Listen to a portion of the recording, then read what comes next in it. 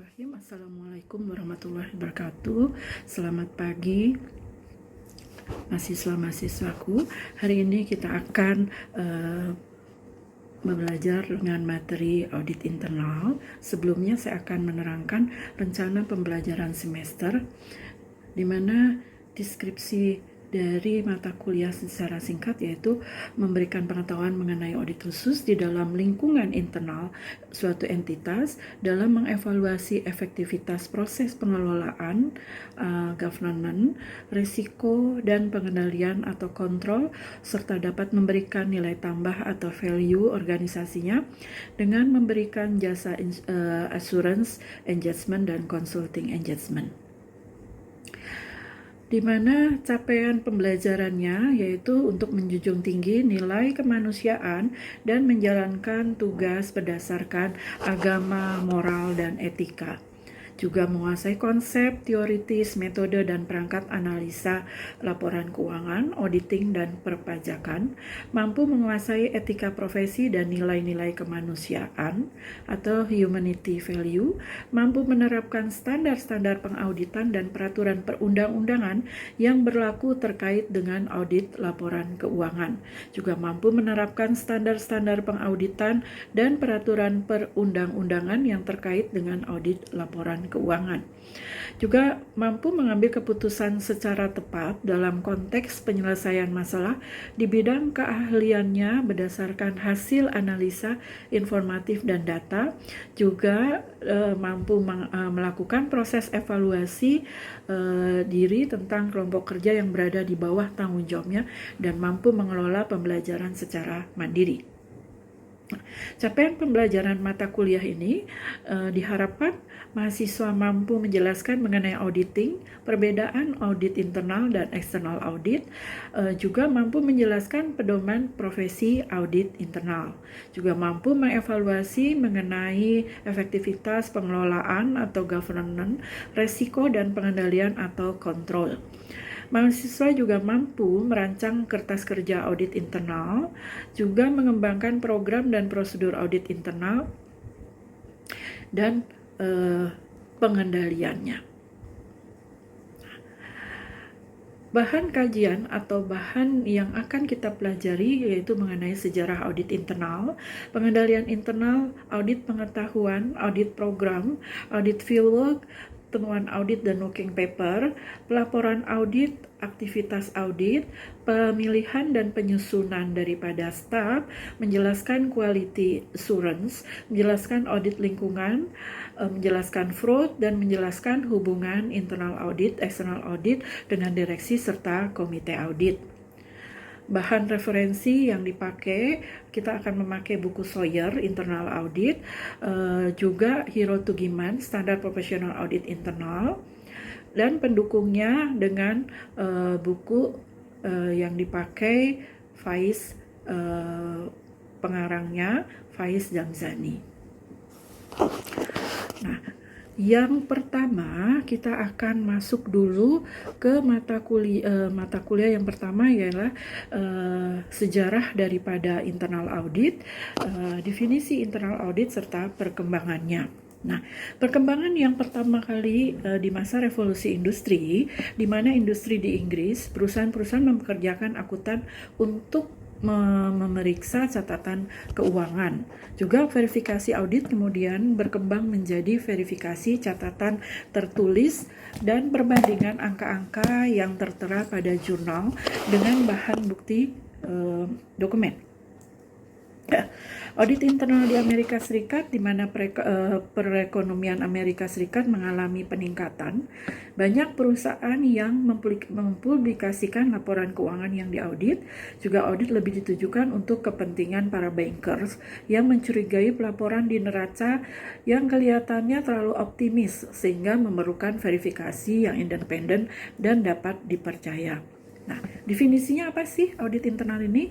Yaitu proses sistematis untuk secara objektif memperoleh dan mengevaluasi asersi mengenai tindakan dan kejadian-kejadian ekonomi untuk meyakinkan derajat kesesuaian antara asersi dengan kriteria yang ditetapkan dan mengkomunikasikan ke pengguna yang berkepentingan. Nah, menurut SPPIA atau Standard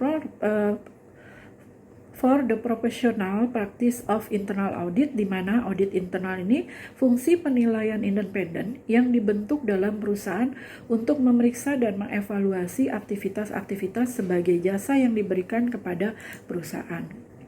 Oke, ada yang bertanya, oke. Pertanyaannya adalah, apa sih perbedaan audit internal dengan audit eksternal?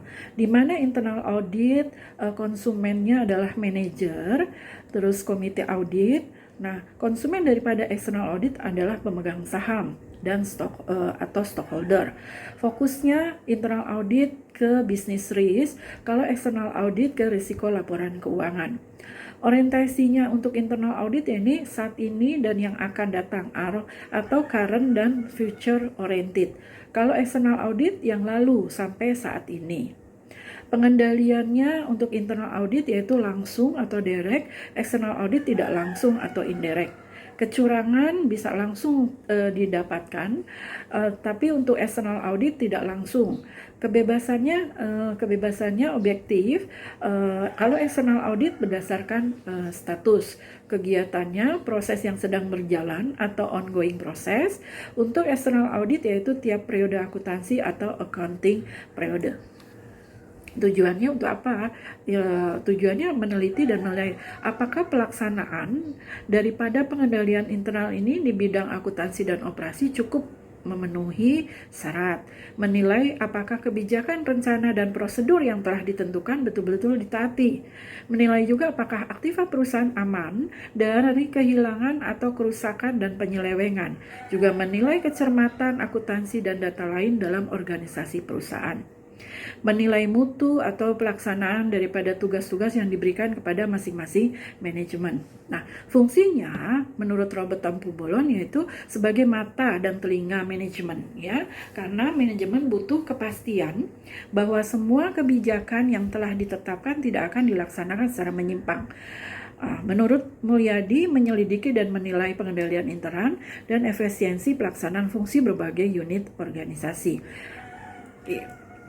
Nah, ruang lingkupnya yaitu audit finansial, di mana audit finansial ini merupakan jenis audit yang lebih berorientasi atau fokusnya pada masalah keuangan. Sasarannya apakah audit keuangan wajar atas laporan keuangan yang telah disajikan manajemen. Nah, audit operasional sasarannya adalah penilaian masalah efisiensi, efektif, dan ekonomis. Untuk compliant audit, yaitu compliant audit ini audit ketaatan atas kepatuhan, bertujuan untuk menguji apakah pelaksanaan ini telah sesuai dengan ketentuan atau peraturan yang berlaku. Fraud audit, di mana audit kecurangan adalah audit yang ditujukan untuk mengungkap adanya kasus yang berindikasi korupsi, kolusi, nepotisme, atau KKN, yang merugikan perusahaan, negara, dan menguntungkan pribadi maupun kelompok, organisasi, atau pihak ketiga.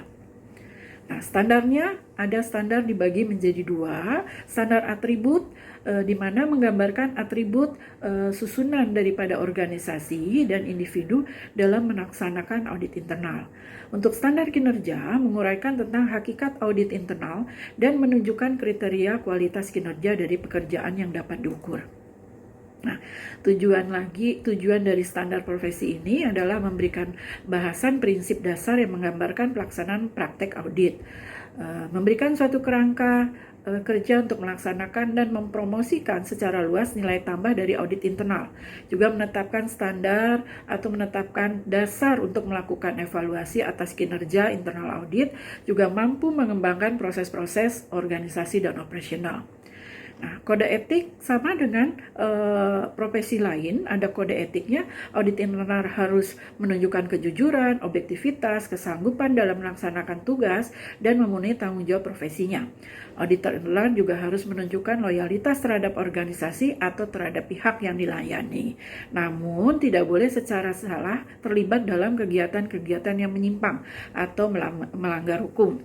Dan auditor internal ini tidak boleh secara sadar terlibat dari tindakan atau kegiatan yang dapat mendiskreditkan profesi audit dan mendiskreditkan organisasinya.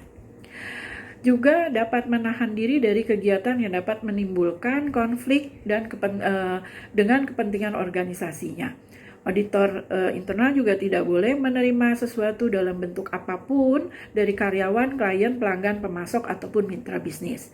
Juga hanya melakukan jasa-jasa yang dapat diselesaikan dengan menggunakan kompetensi profesional yang dimiliki, dan audit internal juga harus mengusahakan berbagai upaya agar senantiasa memenuhi standar profesional audit internal. Juga harus bersikap hati-hati dan bijaksana menggunakan informasi yang diperoleh dari pelaksanaan tugasnya. Juga dalam melaporkan hasil kerjanya, auditor internal ini harus mengungkap semua fakta yang penting yang dapat diketahui, ya. Juga auditor internal harus senantiasa meningkatkan kompetensi serta efektivitas kualitas pelaksanaan tugasnya. Auditor internal ini wajib mengikuti pendidikan profesional berkelanjutan. Nah, kita lihat ya pendidikannya. Sebelumnya perannya, ya. Peran audit internal ini watchdog, konsultan, dan katalis. Kita lihat uraiannya. Prosesnya watchdog, di mana audit kepatuhan atau compliant audit, konsultan audit operasional, katalis quality assurance. Fokusnya adanya variasi penyimpangan, kesalahan, atau kecurangan, dan lain-lain. Untuk konsultan, fokusnya ke penggunaan sumber daya. Fokus dari katalis yaitu nilai atau value. Dampak watchdog yaitu jangka pendek, untuk konsultan jangka menengah, katalis jangka panjang. Nah, sertifikasi audit internal di tingkat nasional dan tingkat internasional. Tingkat nasional, sertifikasi internal ini dilakukan oleh Dewan Standar Qualified Internal Auditor. Gelar QIA diperoleh dari serangkaian ujian sertifikasi dalam 3 jenjang, yaitu pelatihan audit intern tingkat dasar 1, 2, 3, pelatihan audit internal tingkat lanjutan 1, 2, dan pelatihan audit internal tingkat manajerial. Nah, nanti apabila setelah 3 tahun sejak internal ini memperoleh gelar QIE, namun belum memenuhi perolehan atau kewajiban PPL-nya minimal yaitu 180 jam, maka gelarnya akan dicabut, ya, dicabut kembali oleh Dewan Sertifikasi. Nah, untuk tingkat internasional yaitu Certified Internal Auditor atau CIA, ya, ini gelar profesi internal auditor yang diperoleh dari Institute of Internal Auditor. Ada lagi CISA yaitu Certified Information System Auditor untuk mengkhususkan pada bidang audit sistem informasi. Ada CFA, Certificate Fraud Examiner, di mana diberikan pada auditor yang telah lulus sertifikasi di bidang fraud audit.